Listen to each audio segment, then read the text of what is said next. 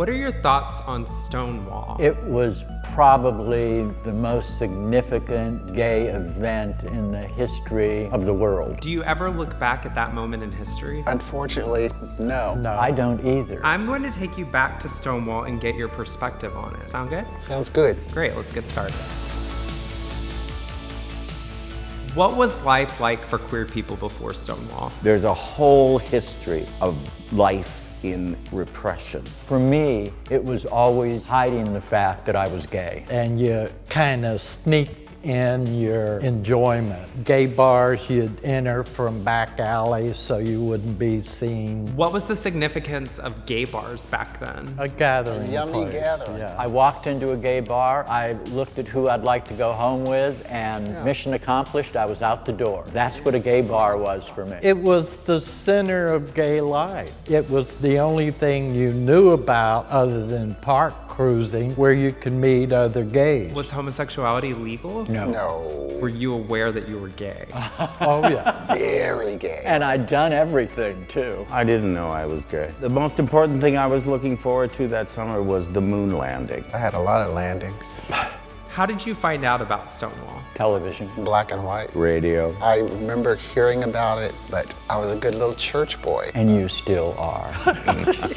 And I didn't hear news that much. It was actually, for as big an event as it was going to turn out to be, it made just a little ripple in the national news. It wasn't that big of a deal. Yeah. Because they didn't want it to be. No, but it was the beginning of something very big. Describe what happened at Stonewall to the best of your recollection. It took place after Judy Garland died. Right. A group of drag queens went to the Stonewall Inn to have a drink, to commiserate with each other because their icon had died. And instead there was a raid, a police raid. It was common.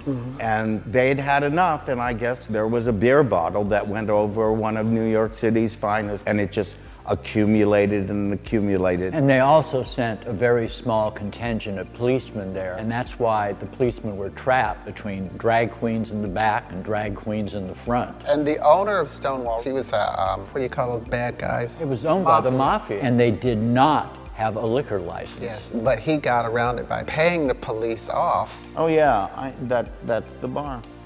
That's it, it's a tiny little thing. Yeah, I sort of remember that picture. Yeah, there's Bob in the back. This guy seems to be protecting. Or is he pushing her in front of? I don't know. This one looks scared with this police right here. And confusion too. These are young people, and they're like, what is this? And there were a lot of young people at Stonewall, so there was a lot of male prostitutes there. There were a lot of kids that had run away from home. They didn't even have a place to rinse the glasses. They rinsed the glasses in a tub, and boom, you were served a drink. It wasn't the healthiest place in the world. Does anyone remember how gays were referred to in the news? Oh, I remember it was a homosexual riot. New York experienced its first homosexual riot. We may have lost the battle, sweets, but the war is far from over. I got excited just reading that. Do you remember it being more of a riot or more of a rebellion? They said that it was a riot. Yeah, it was broadcast as a riot. Recent depictions of people who were there described it as more of a rebellion. Yeah, it probably was. They were fed up with it. Yeah, had enough. Who threw the first brick at Stonewall? Don't know. Wasn't there. I have a friend that actually threw a brick though, at Stonewall. I think we romanticized the event a little too much. I agree. It is the basis from which a lot of things have sprung from. And I think what happened afterwards is the story. And we're still living that story. What happened after Stonewall? In terms of what? Our personal lives or the gay movement? Gay movement. Literally, 1 year to the day after the Stonewall Inn was raided, they had parades in New York, San Francisco, and Hollywood.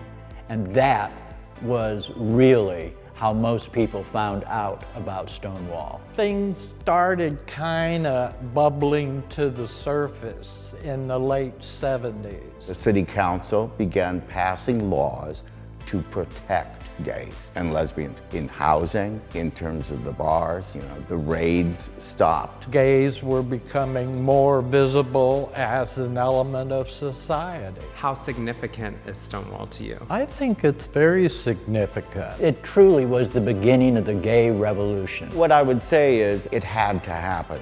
It was going to happen somewhere. If it didn't happen in Los Angeles, it was going to happen in New York. Is there anything you want people to take away from your experience of Stonewall? There's a connection I think young LGBTQ want to make with the event. All I would say to that is, yes, understand what took place, why, but that they are a part of the story now, because it's still unfolding.